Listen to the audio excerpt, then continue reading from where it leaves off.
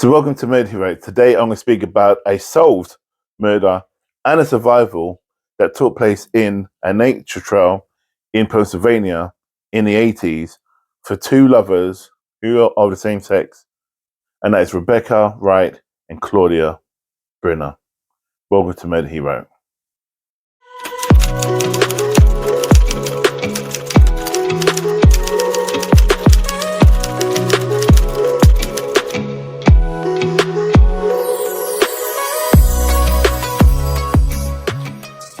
So today I want to speak about the same-sex relationships, and this took place in the 80s. So remember, in the 80s, it wasn't as it was today, which is in the 2000s. And in them days, it was shunned upon, and people were attacked. People were even killed for their own sexuality, coming out as being gay or lesbian. So this couple today is reflected on that. And again, all this is taken from information I found on the internet, which is in the domain. But I'm compiling it on this video. So let's speak about the killing of Rebecca Wright and the survival of Claudia Brenner. So, as I said, this took place in the 80s, and these two lovely couple were together for about 3 years, and they were head over heels in love with each other. I mean, people used to say that you can see that they were destined to stay together. However, in the 80s, as I said, that it was shunned upon. So in public, there will be there won't be so much lovey-dovey, they'll be kind of like friends. But in private, they will express each other, express how much they felt for each other.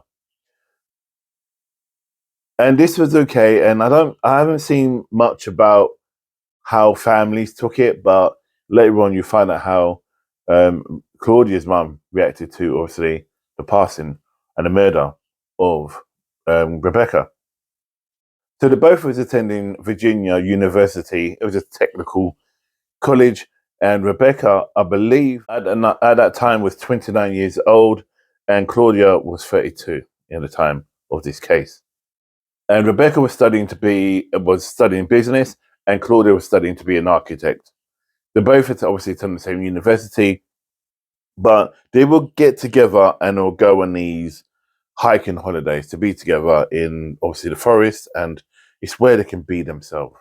Yeah, they love to have a passion for nature, and it is said that whenever they disappeared, they always were quite on a point. They wouldn't take risks that was way out of their comfort zones, and they would always let people know where they are. So they're quite grown up about being in that community or being out in nature. But remember, they will interact with other people. If you've ever been hiking, you know you interact with other people along the way. But then again, you may not see people for hours. And they, along this trail, I'll put their name at the bottom here, in Pennsylvania, this is over 2,000 miles long. So, of course, people do only short snippets of it, and some of them go like round in circles, like loops. So you can start one part, and as you go around to different sites, you can pitch a tent there, or there'd be makeshift huts where you can sleep in, or they would have, as I said, you can pitch a tent, but it'd be flat ground, so you can put your tent up, and it'd be by a running stream, so you can have all your amenities there. Similar to the forest, we got a forest there called, I think it's the National Forest, if I remember correctly, here in the UK, but it's very similar. But obviously in America, it's more advanced. That's what they do. They go on these camping holiday. It's a big thing in America. Now I believe it was Claudia who was the one who was more into camping than Rebecca was, but because Rebecca loved her, she was like, "Yeah, I'll be there with you, babe. We'll go out and and they want to spend time together and be in nature and be together." So they decided to go on this trail, and they had a long weekend, and so decided to go to this trail and walk the trail and just experience nature, be together. And probably as they're going along, they'll be thinking about what they're going to be doing in the future after they graduate from university, and how their weeks went, how how the summer's going to be. Remember, they were in love. Both arrived at this car park, which is the entrance into the trail where they were going. And I believe Claudia arrived first and then got the map together. I think she got the map from someone who she got to know as the people coming out to go home. So then she said, look, we're just about to go into this trail. So the people gave them this really up-to-date map, and she was really excited about it. I think it was Rebecca. I've got this running around. I believe Rebecca arrives a bit later because she had issues with her car. And as they were at this beginning of this trail, ironically, the trail was called Dead Woman's Hollow. And the story is basically this woman was bitten by a rattlesnake, and she died in a forest, and they don't find her for a certain amount of time. So hence why that part was named after her. So now they set off and they're heading into the forest. They're doing a trail, and in this trail, you can follow the actual way, the markers, which they'll be on a tree. So there'll be like a white mark on a tree if you go in a certain direction. There'd be a blue one if you want to go a certain direction. And again, on a map, you'd have these blue markers showing you where you're going. If you follow the white marker, it'll be on a map. So you follow that part of whatever trail you want to go on. So anyway, they took their stuff, they went and followed the trail. I couldn't find which trail they went, but they pitched it and they went into the forest, and they were happy. They were talking, they were singing, getting to know each other. And I can imagine they being close and cuddling and, just being in love, And in the 80s, it was, as I said, it was tough. So this is their time. So anyway, they were walking for several hours, and again, as I said, they were doing this circle, right, in this actual trail. And they came to a clearing and I said, look, you know what, we're tired. Let's just stop here. It's a beautiful space. They looked around, there's a stream, and there was a clearing. They all said there was a hut they could have stayed in, kind of like like a hut, kind of like a cabin, right? But they said, no, we've done this walk. Let's just pitch our tent up, get under the duvet, or get under the sleeping bag, which is a double sleeping bag because I wanted to be close. So they did. And so they went went to bed, went to sleep, got a bit coast, had sex and so on and so forth. And I think it was Rebecca that said, you know what, I want to go and see in the hut. Sometimes you see guests leaving their names there and suggestions about the trail, da da da. So Claudia said, all right, yeah, we do it in the morning. Let's just get together. Let's just cuddle. Let's get down and just chill out for tonight. So they did. And it obviously, one thing led to another, they did. And anyway, following day, they woke up and it was a beautiful day. And they said, right, they're both naked. They thought, the stream, let's go and wash off the food, the plates that they had the dinner in, and they had a bit of breakfast, and they were just naked. Nobody was around, and obviously they didn't see anybody, or nothing immediately in their mind could say, like, you know what, they had to get dressed. So anyway, they went and washed off, had a wash inside the lake, came back. So Rebecca said to Claudia, look, I'm going to go and have a look at this actual hut and see if there's anything in there. This is when things took a dark turn. As Rebecca approaches the hut, she realized there's a man in his hut. And this man was called Stephen Roy Carr. He was about 20 or 22 at the time. Whereas Rebecca and Claudia were still naked. And there was a man in this actual hut. So as Rebecca walked in, she didn't want to freak out. She walked in, and this guy was like blasé, was just like, whatever. And just said, like, do you have a cigarette? And then she was like, no. She looked down at him and he was erect. So of course she was concerned. She didn't want to make too big thing of it. She made her way back to the actual campsite where she was. And again, it wasn't that far. She said to Claudia, look, there's a guy here. And obviously he was watching them through the window, having sex, sleeping, walking around naked. And he was getting off on it. So they were like, okay, let's get dressed. Quickly got dressed, got the stuff together. and began to walk and thought nothing of it and thought, you know what, don't make a big thing of it. Let's just leave. Let's just go. Let's just go on our trail. So they did. And as we walked off, they just shouted out, bye, take care. And he shouted out bye as well, you know, and they went on their way. So in the meantime, I thought it was a bit weird, you know, you don't be in your campsite and then you've slept together, same sex, and there's a man you know who's been watching you have sex at that time. And imagine it's pitch dark, so he probably wouldn't see anything in the night time. Must have been in the morning, must have had sex again. That's what made him erect. He would have been erect, probably seen him walk around naked, to be fair. Anyway, as they're walking, briskly walking and looking over the shoulder, not too obvious, just in case he was following. Anyway, they're walking and they got to this fork in the road and they were like, well, which way did we go? You know, there's no marker. Remember I told you about the markers on the trees, which direction to go in? There was no markers. They were like, I don't know, which way should we go? Then, who appears? The guy, Stephen, appears and goes, are you lost? And then, like, so the girls thought, no, I'm not going to make a big thing of it. So they thought, you know, keep it casual.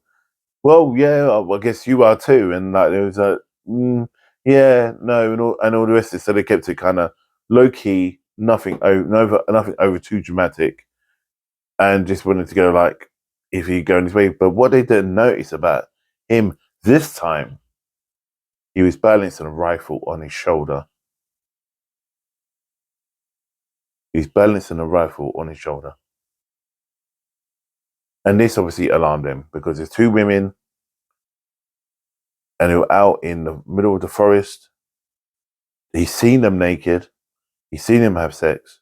And obviously now he's got a gun, but they never saw before. And if he did have it, Rebecca clearly didn't see it. Again, they walked off again. And, you know, he went on his way. They went on their way. So they briskly walked off, this time picking up the pace in order to probably outrun this guy. So they made their way in, and they came for a couple of hours again, went past, and they came to another clearing. They thought, you know what? Let's stop here for a while. Let's just chill out. They looked behind each other. I think he wasn't there. There was nothing. So they felt kind of jovial and kind of chilled out about it, thinking, you know what? This guy's obviously gone about his way, and it was just a passerby. He got his cheap thrill, and my man's gone. Let's just chill out. You know, let's just chill. Then as they're about to set off to go, remember they're in a clearing. Yeah, they're in a clearing. And as they're about to set off to go, a gun fires and hits Claudia. Claudia falls to the ground. And I'm just going to read out how she got hit. She was hit 5 times, 2 times in the arm, 1 in the face, so they hit them in the jaw, and 1 in the head and neck. So she dropped on the floor. Now that's 5 shots. He fired 8. And then the gun goes off again, hits Rebecca. Rebecca falls to the floor. This time, it hits a part. I believe it hits her head, and one part hits her liver and pierces into her liver. She drops to the floor. Overwhelming amount of blood is going, and then again, the 8 shots fired misses them. So what they do, they scramble. They pull all their might, all their energy, as much as they could, and they scramble behind this tree just to get away from him, to see, you know, he may not be able to hit him if they're behind this tree. So it must be quite big, this tree.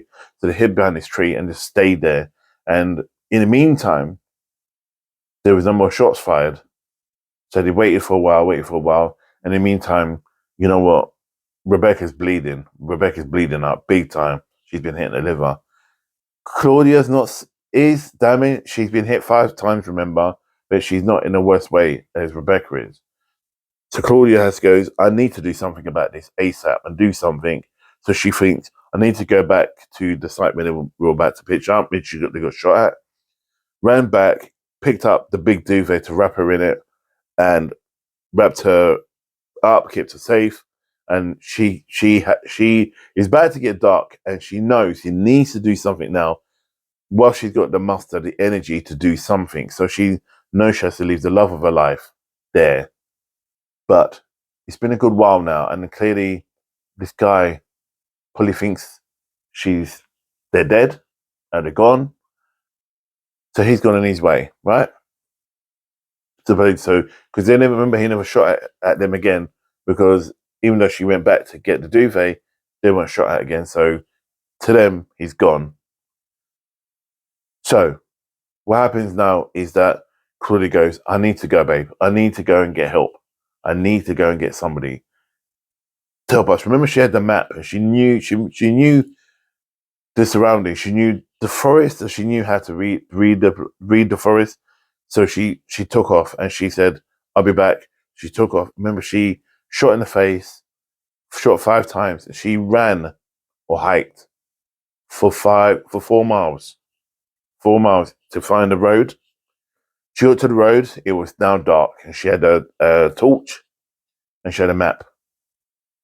Now, for me, I'll be thinking, shit, that guy's probably in the car somewhere waiting.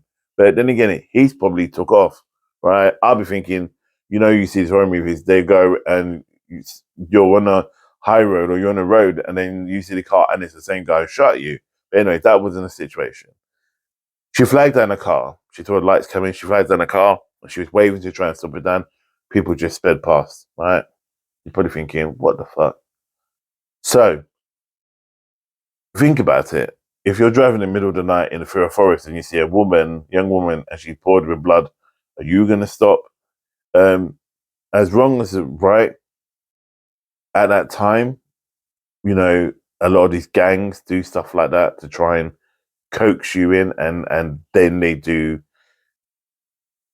human trafficking, rape, and all that stuff. So, she was mindful. Anyway, second car comes. She thought, right, this time you're not going anywhere.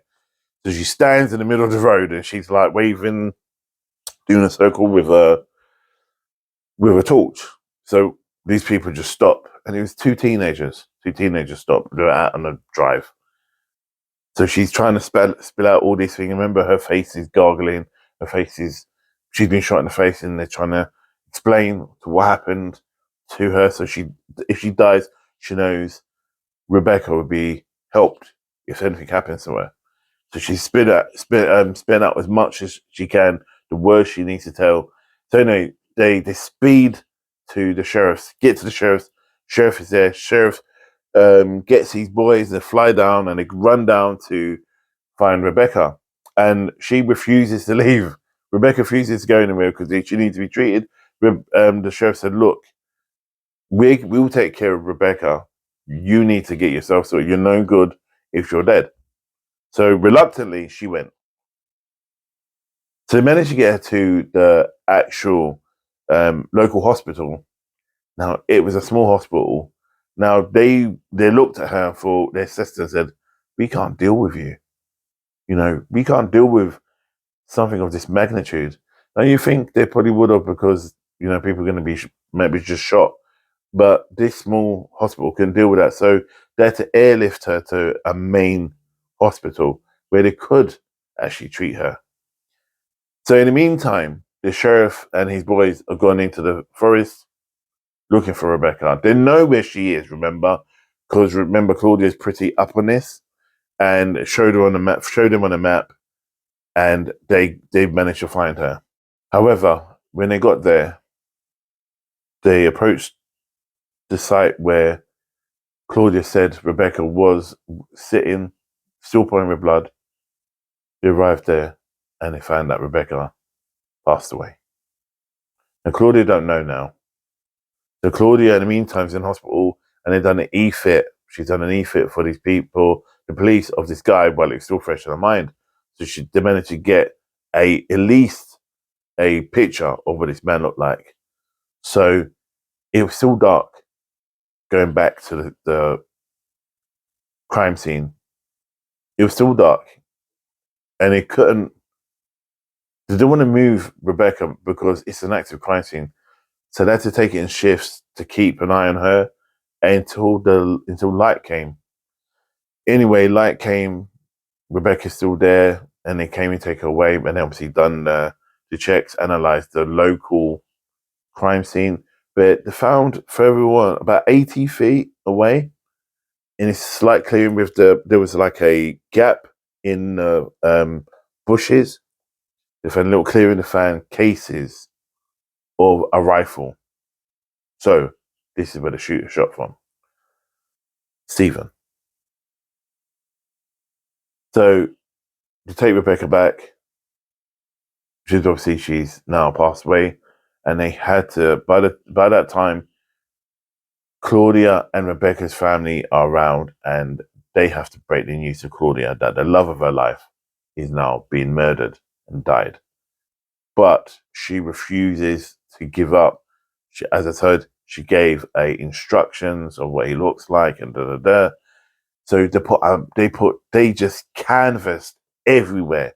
They put the pictures up on newspapers, up on billboards. They put these pictures up on TVs, and you think, maybe somebody's going to recognize him, right? What do you think? Someone did. Someone recognized this man.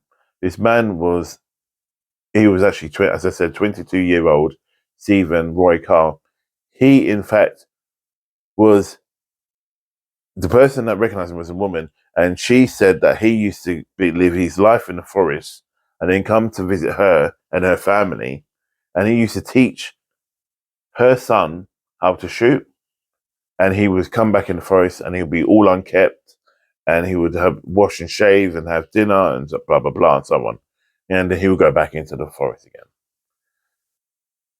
So let me just pause this case here for a minute, and I don't want to focus too much on the murderer, but I have to talk about the murderer because it makes relevance with this case, right?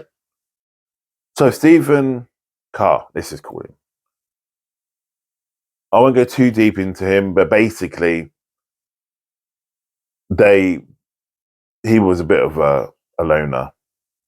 He didn't do too well in school. His mum died when he was a teenager.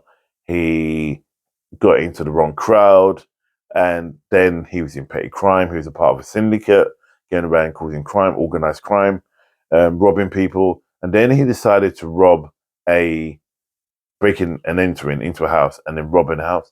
He broke into an elderly person's house, and obviously done the thing as they robbed the place. But then he stabbed the elderly person, right? Thanks to the grace of God, the person survived, and they gave a e-fit, and obviously identified him. He was going to go to prison, and because they managed to find the gang that were doing it, but they wanted him more because obviously he attacked this person. But what happened? He disappears. He just disappears. He leaves. This happened in Florida, by the way. He starts to leave Florida and ends up in Pennsylvania. And where I'm saying it's relevant to this case, he decides to live in the woods. Yeah, so he can't be detected. This is also relevant to how he gets caught. So he lives in the woods. And don't know how he knows this person that he goes to see and gives him food and so on and lets them play and teach your son to shoot. Don't know. But I don't know how they knew him. Anyway, when they done a positive match, the police saw the positive match of what this woman had about this childhood, about this friend of the family's, and they put the e-fit together. They were like, oh my gosh, it's like a photograph, more or less. So Stephen goes on a run, right? The last time she said she saw him, he came back and looked a bit weird. He will come back every 2 weeks or so. As I said, it gets what's changed and the rest of it. But the last time he came back, he was spouting some weird things, like he was just acting weird, she said. And then when he's due to come back again, no one saw him. He like 2 weeks went past, 3 weeks went by, 4 weeks went by, and no one heard from him. I'm thinking, wonder what's happened to the guy. And then this come up, the e-fit appeared on the news, and she knew straight away it was him. So he's done a runner. So he arrives. He makes a makeshift boat, and he decides to go down the river in the forest, right? And then by chance, he bumps into some random woman. Right, so he knows that they're going to be looking for him, and the police don't know whether he's going to go back into the forest or remember 2,000 acres, right? A lot of miles, or whether he will jump.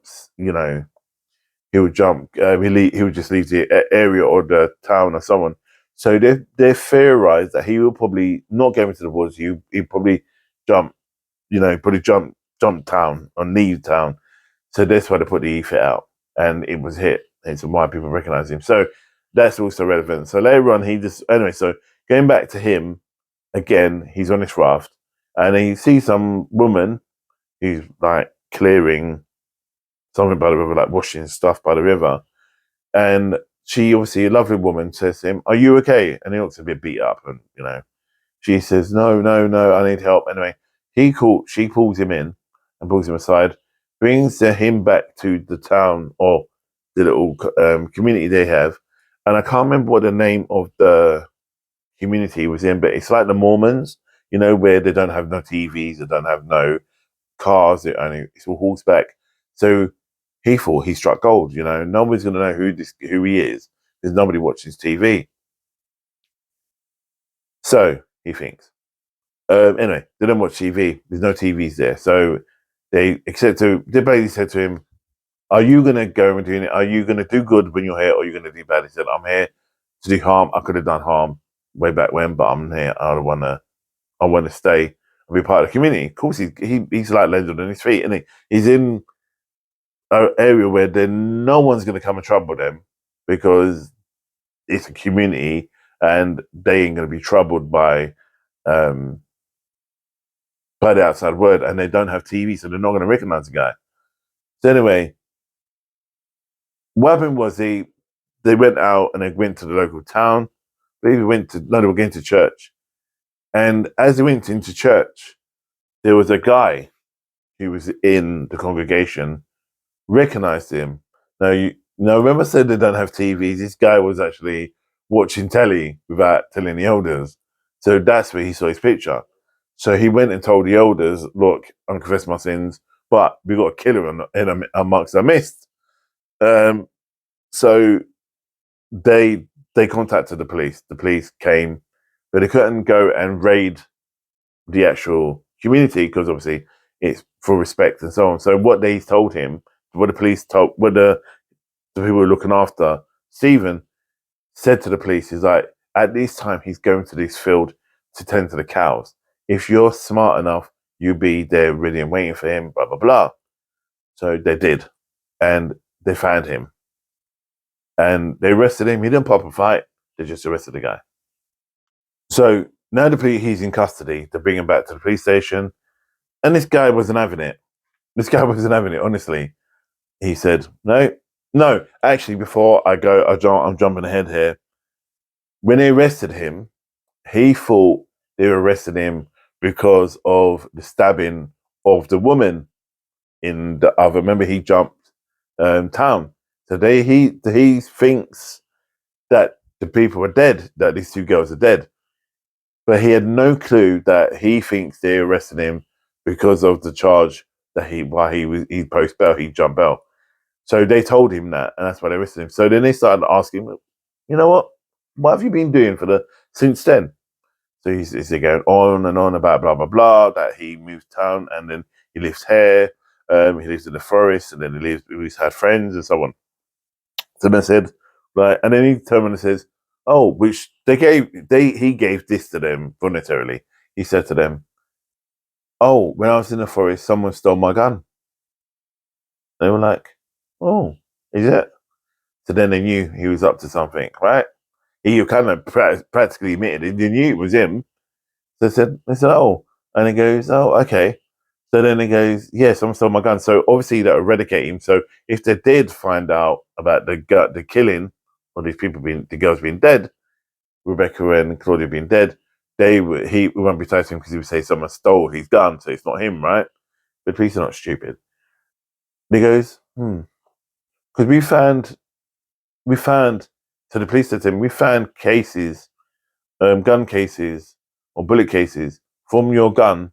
We found your gun, and your gun's committed murder down those lines. And his face, first, when they told him found his gun, he was really happy. When they said it was involved in a crime of killing somebody, his face dropped. He realized he killed them.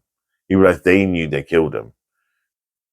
So he knew why they arrested him now.